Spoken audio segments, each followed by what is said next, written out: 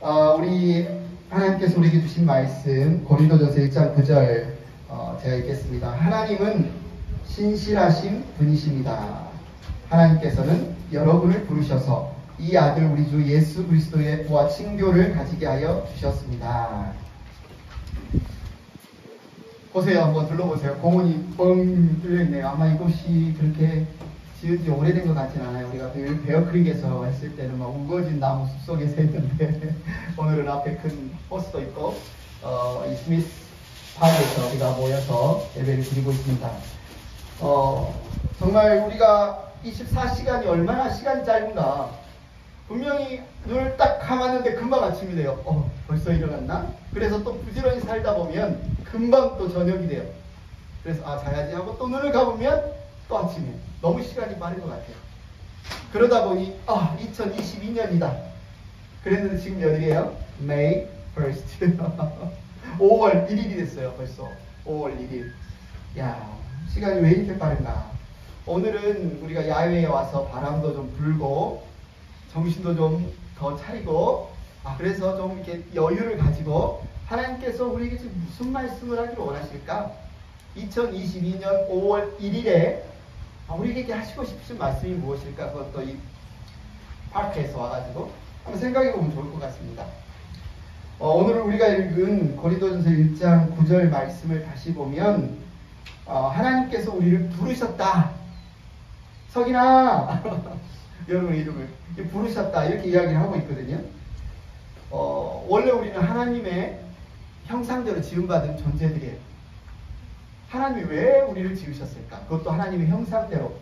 나 설거지하기 싫은데, 나 청소하기 싫은데, 이거 사람 지어서 시켜야 되겠다. 나 힘든 일 하라고 시켜야 되겠다. 그런 목적으로 지으셨나요? 아니죠. 내게 없는 것, 내게 부족한 것, 사람들을 지어서 그거 찾아다가 나한테 선물하라고, 바치라고 해야 되겠다. 그것을 위해서 지으셨나요? 아닙니다.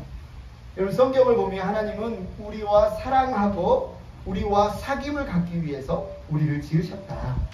그렇기 때문에 하나님의 형상대로 하나님처럼 생각하고 말하고 행동하는 존재로 저와 여러분을 지으셨대요.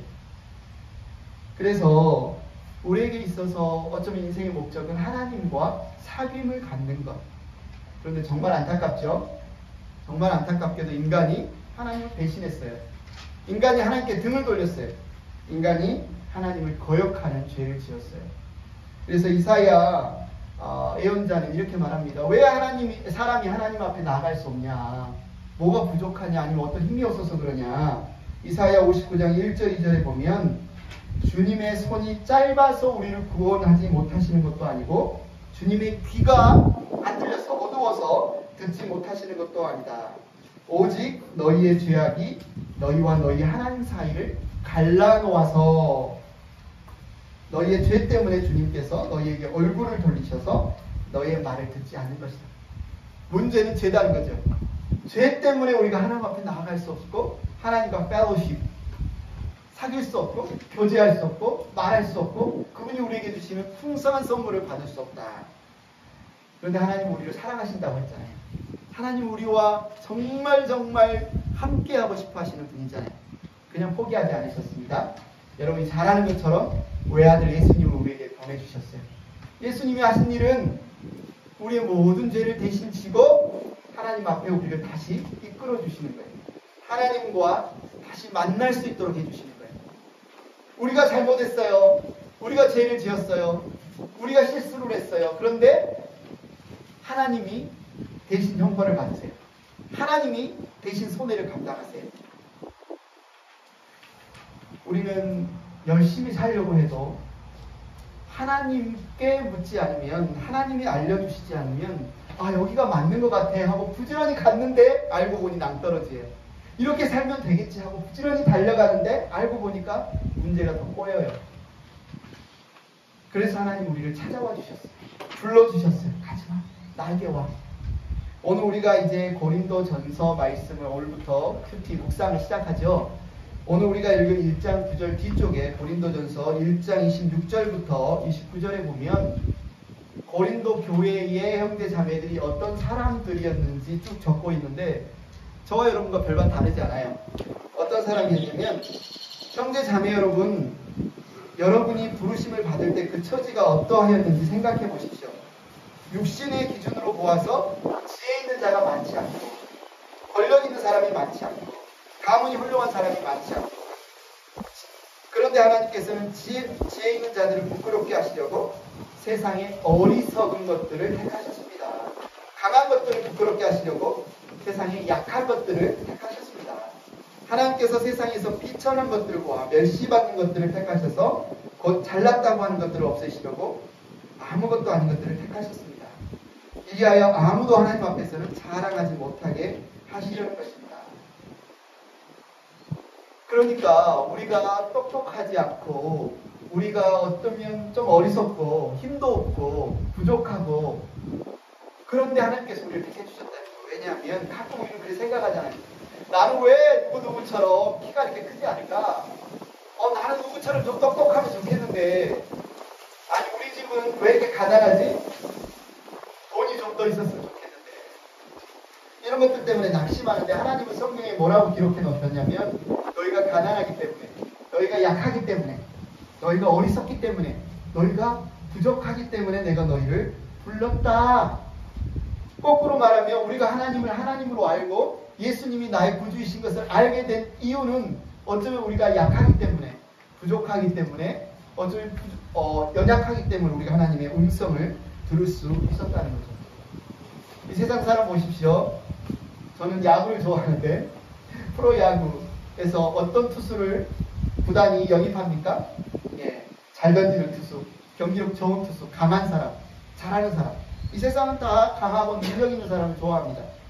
뭐 별 볼 일 없고 같이 사귀어서 손해낼 것 같으면 부르지도 않아요. 같이 놀자고 하지도 않아요.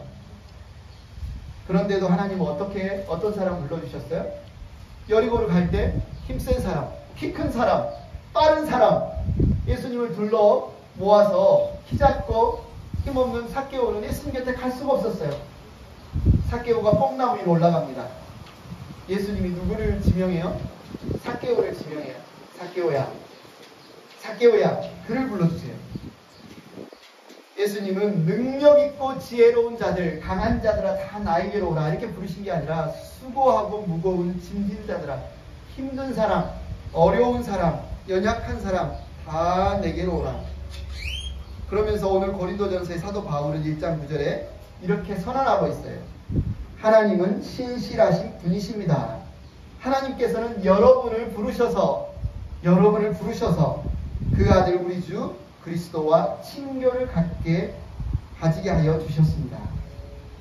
하나님이 우리를 부르셨다고 그랬죠? 그 목적이 뭐다? 예수님과 펠로십, 예수님과 사귐을 가지게 하시기 위해서 우리를 불러주셨다. 사람은 혼자 살 수 없습니다. 나는 자연인이다 너무 좋아하지 마십시오. 정글에 가서 막 사는 정글의 법칙 너무 좋아하지 마세요. 잠깐이죠. 사람은 절대 혼자 살 수 없어요. 사람은 하나님과 사귀며 살도록 지음받은 존재입니다.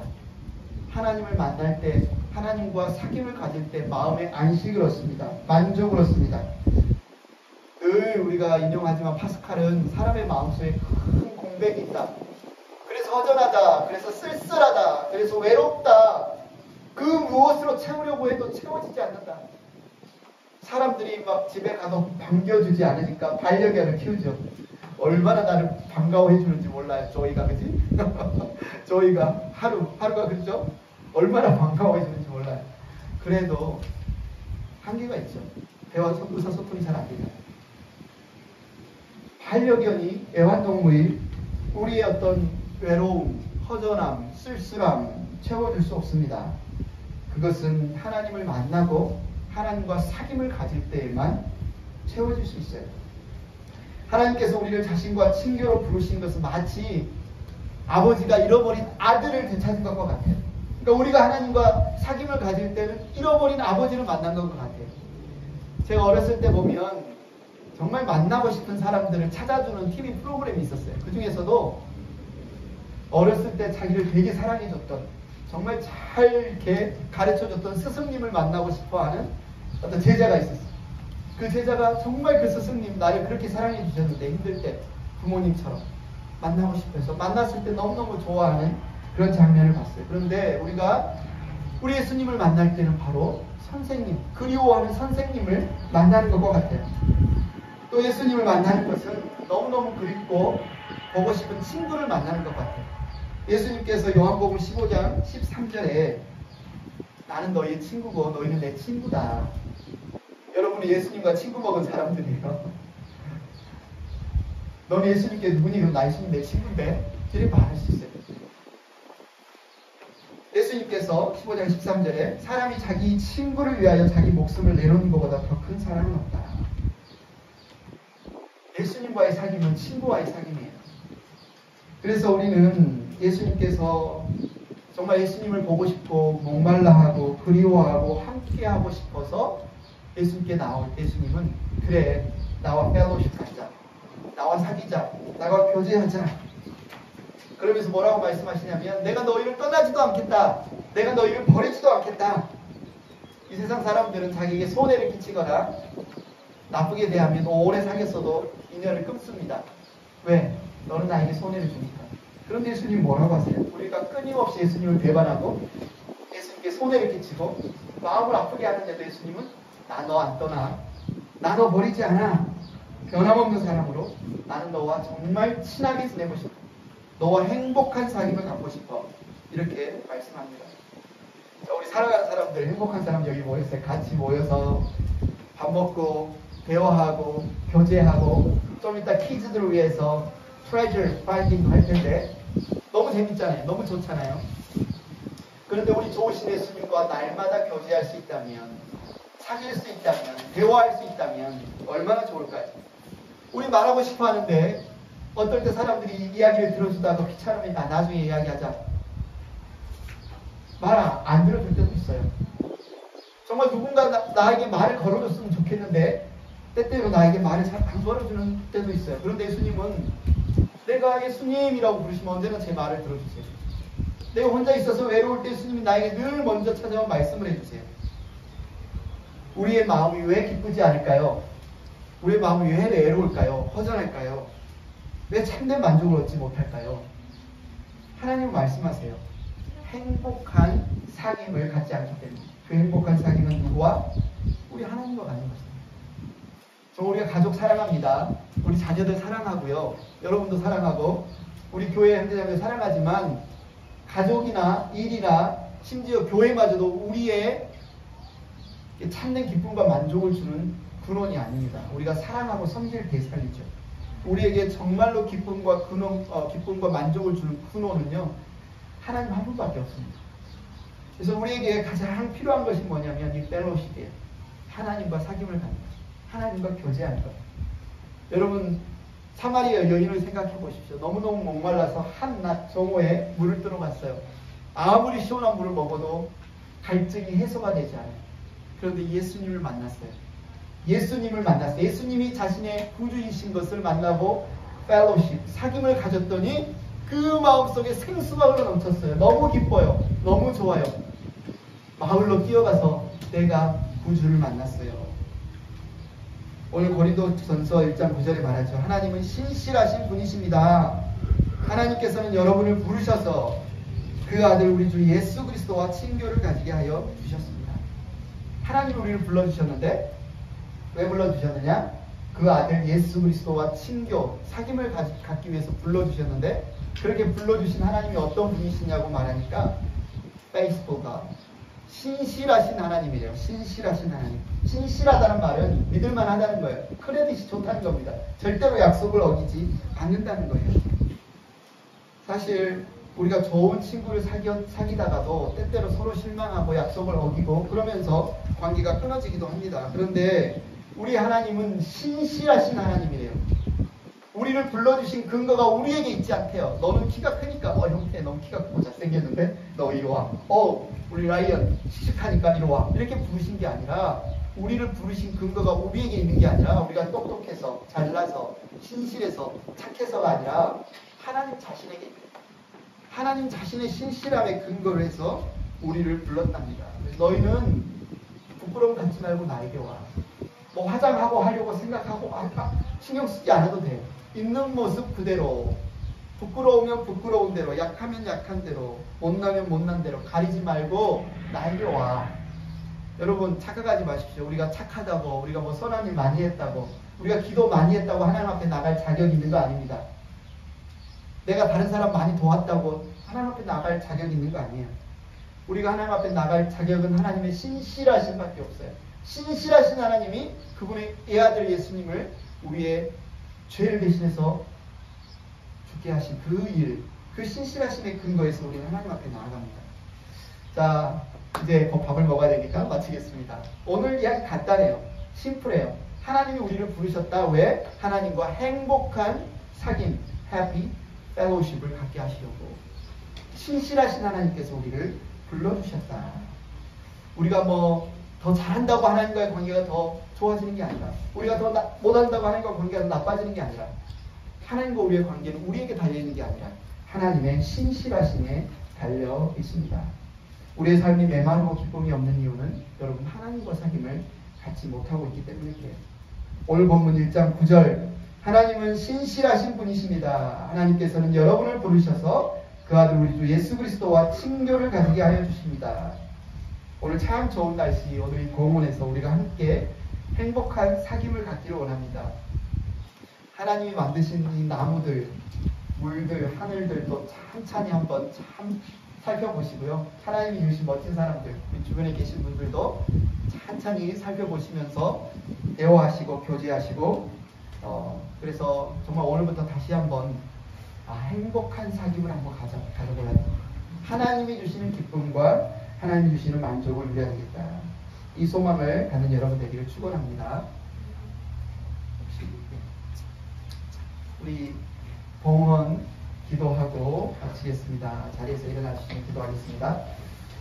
하나님 아버지 감사합니다. 이 아름다운 자연을, 온 세계를 우리를 위해 하나님이 만들어 주시고 마음껏 누리게 해주시고, 우리도 이 자연 만물을 정말 관리하고 다스리고 통치하라고 말씀하여 주셨는데, 하나님의 것을 우리가 빌려 쓰고 있는 것 잊지 않게 하여 주시기를 원합니다. 이 시간 이 예물과 함께 우리의 신앙과 우리의 고백과 정말 하나님과 사귀기를 원하는 우리의 열망을 주님께 올려드립니다. 분주하고 바쁜 시간 정신없이 흘려보내지 않게 하시고, 매 순간 하나님과 행복한 사귐을 가질 수 있도록, 또 우리 가족들 하나님과 행복한 사귐을 갖는 자리에 이끌 수 있도록 우리의 시간과 우리의 마음과 우리의 열정을 사용하여 주시옵소서. 예수님의 이름으로 기도드렸습니다. 예수 그리스도의 은혜와 하나님 아버지의 사랑과 성령님의 감동 감화와 교통하시니 신실하신 하나님을 의지하여 주 예수님과 행복한 사귐을 가지기 원하는 행복한 교회 모든 가족들에게 함께 하시기를 축원하옵나이다. 아멘. 자.